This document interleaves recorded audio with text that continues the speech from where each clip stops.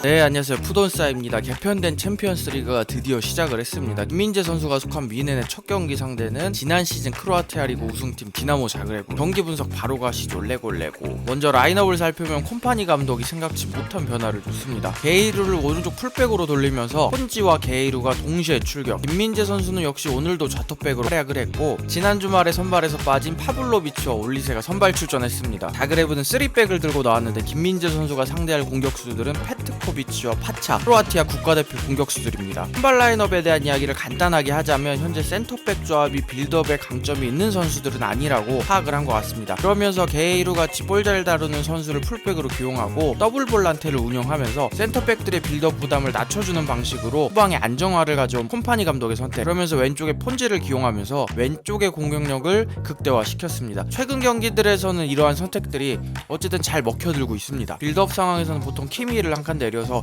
키미, 우파메카노, 김민재 백스리를 형성하고 그 앞에 파블로비치를 배치하면서 316 혹은 3133 대형으로 빌드업. 투엘 감독 체제에서 키미가 6번 자리에서 볼을 받고 탈압박이 잘 안되면서 고생을 많이 했는데, 콤파니 감독은 키미를 아예 내려서 압박이 덜한 위치에서 플레이를 하도록 하니까 확실히 키미도 한결 편해진 모습입니다. 중간중간 파블로비치와 키미가 자리를 바꾸기도 하고요. 상대 지역으로 전진했을 때는 자그레브와의 경기를 기준으로 폰지, 나브리, 파블로비치가 왼쪽에서 한 조를 이루고 올리세, 게이로, 키미가 한 조를 이루는데, 여기서 핵심이 무시알라. 보통 무시알라가 움직이는 곳으로 미넨의 공격이 진행됩니다. 측면에서는 윙어가 터치라인 쪽에 붙으면 풀백들이 인버티드 형태로 위치하고, 풀백들이 터치라인 쪽에 붙으면 윙어들이 안쪽으로 위치하고, 상황에 맞게 유기적으로 숫자 싸움을 가져가는 콤파니 볼입니다.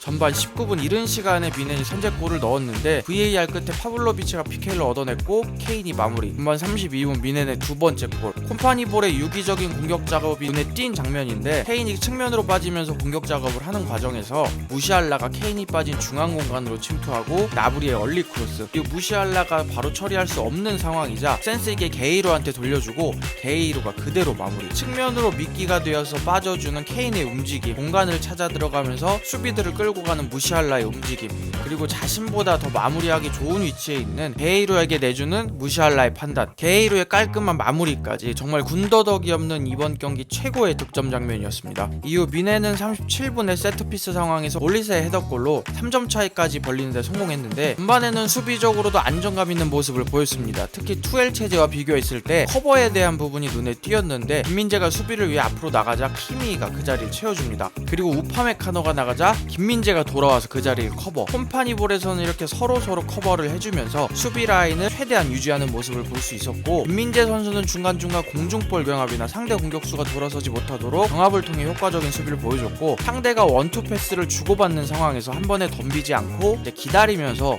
수비를 하는 모습도 보여줬습니다. 48분 자그레브의 첫 번째 골.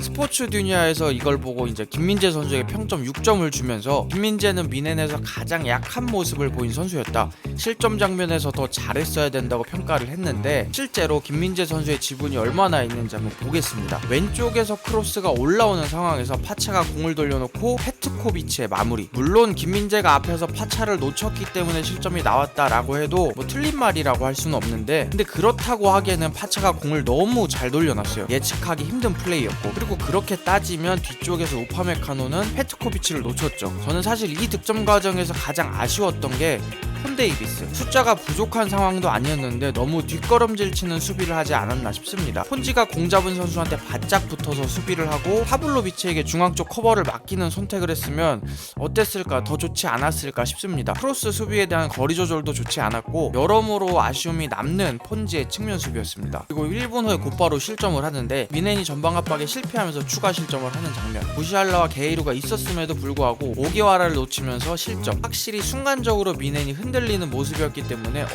이거 모르겠는데 라는 생각이 들기도 했습니다. 하지만 56분에 미넨이 추가골을 넣으면서 자그레브의 추격 의지를 완전히 꺾는 데 성공합니다. 역시 이번에도 측면에서 수적 우위를 점하고 있는 미넨. 나브리의 컷백 이후 키미가 슈팅을 시도했고 1차적으로 키퍼가 막아냈지만 이후 세컨볼을 케인이 마무리. 이득점으로 케인은 2경기 연속 해트트릭을 달성했습니다. 근데 보면 이 장면에서부터 자그레브 수비진은 실점할 때마다 계속 오프사이드라고 손만 들더라고요. 인터내셔널 매치에서 말이에요. 말이야. 5대2 스코어를 만들자 콤퍼니 감독은 바로 김민재, 무시할라, 올리세를 빼주면서 체력 안배를 해주는 모습을 보여줬고, 이후 위넨은 9대2라는 스코어를 달성했고 K는 무려 4골 포트트릭을 달성했습니다. 위넨과 김민재 선수 모두 챔피언스리그 첫 경기를 잘 치렀는데, 물론 초반이긴 하지만 콤퍼니 감독이 걱정과 달리 유연하게 팀을 잘 운영하는 것 같습니다. 로테이션도 적절하게 활용하고 문제점에 대한 대응도 빠른 편이고, 물론 위기가 왔을 때 어떻게 대처하느냐가 가장 중요하지만 어쨌든 이번 시즌 기대를 할 만한 퍼포먼스를 보여주고 있는 것 같습니다. 바이에른 뮌헨의 다음 경기는 21일 토요일 오후 10시 반 브레멘 원정입니다. 부족한 영상 봐주셔서 감사합니다.